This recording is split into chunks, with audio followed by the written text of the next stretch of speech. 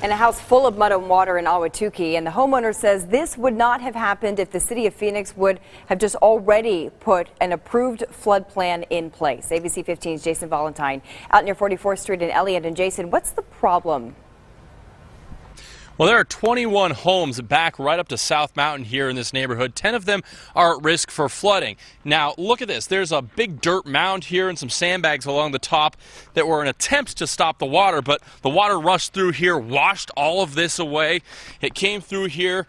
The Austins had a big block wall. It knocked that down, came into the yard, and then if you look along the house, that dirt line right there, that's the high water level from last night. It's the second time in 2 years that this has happened. The city of Phoenix has a plan to stop it, but the funding isn't there.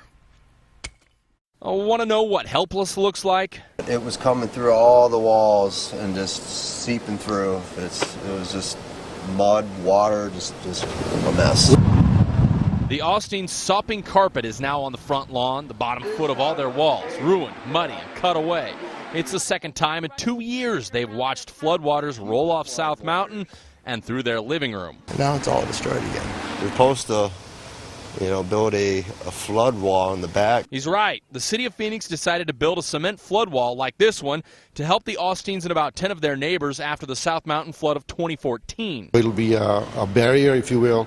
Water will come, hit it, and follow the hard bottom and go to this other channel further south. According to Phoenix Transportation Department, the wall is already approved by the city council, but the roughly $800,000 in FEMA funding for the project is still underwater in Washington. We can't wait. It's just something's got to be done. Phoenix says the timeline for the wall is likely 2018, which could literally be too far downstream to help the Austins. My biggest fear is them clouds out there and it brewing up again and flooding again.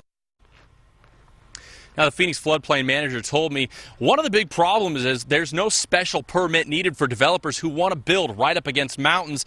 They told me they actually are pushing for new rules that would force developers to put in some kind of flood mitigation when they put these mountainside developments in so that the city wouldn't have to come in, pay, and do it later.